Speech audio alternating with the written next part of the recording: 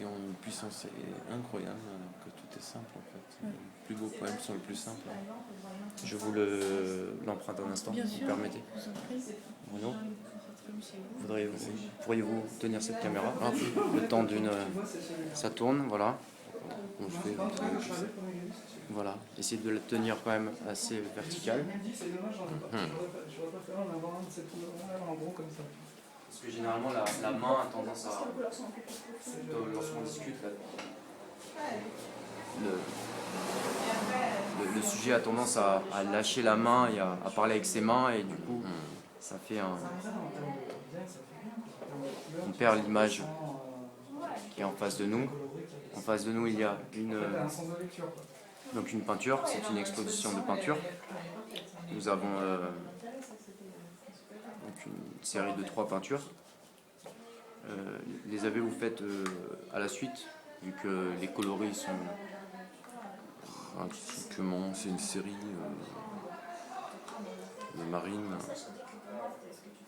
De marine, vous pouvez expliquer? Enfin, c'est le prétexte, c'est ici c'est le port de Honfleur. Honfleur, c'est tout? Honfleur. Et il y a aussi Bruges ici. Bruges. Et quel détail vous en avez? Les canaux de Bruges. D'accord. Donc là-bas à droite, on a des canaux. Est-ce que vous pourriez me décrire physiquement ce qu'est un canot? Les canaux Bruges, c'est cette ville flamande qui est parcourue de canaux. C'est un peu la Venise flamande. Comme ça. Et elle est peuplée d'églises, de chapelles et de béguinages. Et ce sont des havres de paix pour les béguines, les religieuses qui faisaient de la broderie, la dentelle. La dentelle, oui. La dentelle. Donc Bruges est une ville réputée pour ses béguines qui font de la dentelle. Oui, et puis surtout c'est une ville hautement intellectuelle, très spirituelle. Ah oui. Il y a plein de... Il y a eu beaucoup d'auteurs qui y sont passés, qui ont vécu, qui sont... Et ben, notamment le père de la peinture flamande, qui est Jean Van Eyck, Jean de Bruges. Ah oui. Le père carrément de créateur, je pense, de l'instigateur de la peinture à l'huile, la Renaissance flamande, qui est de Bruges. Quelle était la caractéristique de ce peintre, mis à part qu'il habitait la ville de Bruges? C'est qu'il a mis au point, je pense, les techniques au départ de l'huile, la méthode de la peinture à l'huile. D'accord. Alors forcément, c'est un peu miniaturiste par rapport à la Renaissance italienne, qui elle est beaucoup plus grandiloquente et se fait sur des grandes surfaces, des fresques. Là, c'était sur des petits retables ou des bois de quelques centimètres de... Donc on passe, pour expliquer, de peintures très très grand format à des peintures très très petits formats.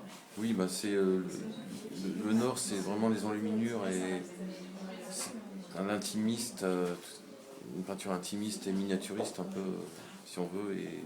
Revenons sur les villes. Donc Bruges. Ouais. Bruges et Honfleur, c'est la Normandie. Honfleur, la Normandie. Et en bas, parce qu'il y a encore une petite restaurant. Le port d'Honfleur. Voilà. Donc une peinture à Bruges, deux autres à Honfleur. Donc vous peignez une région de France. Oui, puis la Belgique, c'est simplement, ça, ce sont simplement des prétextes. Simplement l'émotion qui s'en dégage, parce que j'adore la mer, mais je trouve que c'est des éléments, l'eau. Oui, mais qu'est-ce que vous recherchez vous dans ces marines? Et ben en fait, la marine, c'est-à-dire que ce sont les éléments. Mais parlez-moi des éléments là. L'eau, par exemple. Parlez-moi de l'eau. En fait, comment dire, je suis à l'interface de... Reculez-vous un petit peu. Je suis à l'interface des vibrations. Venez à côté de moi là, comme ça. Ouais. À l'interface des vibrations. Oui, en fait, comment dire, les vibrations que l'on ressent quand on... Là, je vous regardez l'écran. Oubliez l'écran. Ouais. Regardez bien vos peintures. Je sentais le regard posé sur cet écran. Alors vous savez, quand on a un imaginaire très puissant, très agité, on a besoin de le mettre en matière pour l'exprimer, le stabiliser. Et quand on regarde la matière, on se rend compte qu'elle est aussi énergétique.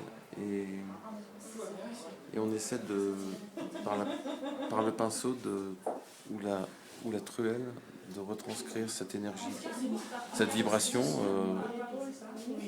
Et l'eau et le ciel et les éléments qui se développent autour de l'eau permettent de sentir toute la puissance de l'énergie vibratoire des éléments. Le pinceau ou la truelle pour celui-là? Bah, tout finit par la truelle. Tout finit par se... C'est une truelle de quel genre? Truelle, c'est genre lampe de chat. Ah oui? Spatule. De différentes tailles? Oui. Bon, quand même de relativement de taille.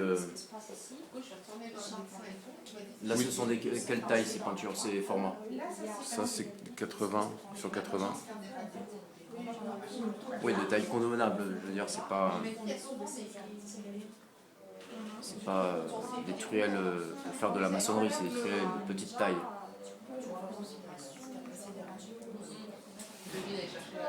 Donc les canaux, on les voit de Bruges, qui est une ville, donc les canaux sont dans la ville, tandis que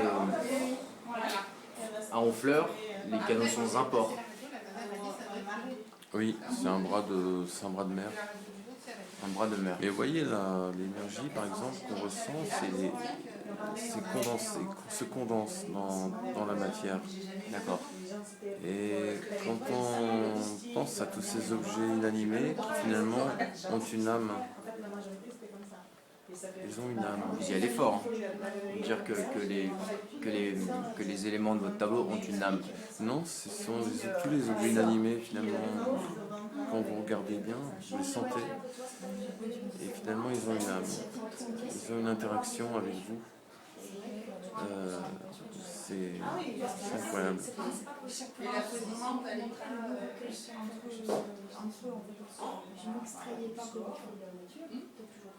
Donc le pinceau, la truelle et le canot entre Honfleur et Bruges. Voici les peintures à l'huile Oui, et finalement, vous savez, dans de Bruno Coquel. moi j'étais beaucoup dans le Midi, mais le Nord, finalement, dans ces grisailles, il la cache beaucoup de nuances et de couleurs, finalement. Beaucoup de couleurs. Mais tout en nuances. Il faut aller les chercher. Oui, c'est ça, le sentiment d'aller chercher dans ce qu'on voit là. Ça se travaille beaucoup plus que dans le Midi où tout est servi sur un plateau.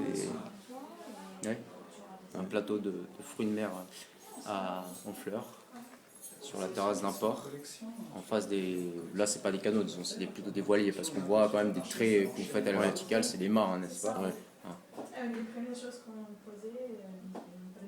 Vous auriez un détail qui vous évoque Bruges sur la dernière toile? Bah, ce sont les... Il faut connaître la ville de Bruges pour voir Bruges dans ses peintures. Bon, les Bruges, il y a plein de clochers. Quoi. Ah, c'est les clochers. Il y a plein de clochers. D'accord. Les mâts ont été remplacés par des clochers. Ah oui, il y a plein de... Il y a une grande spiritualité.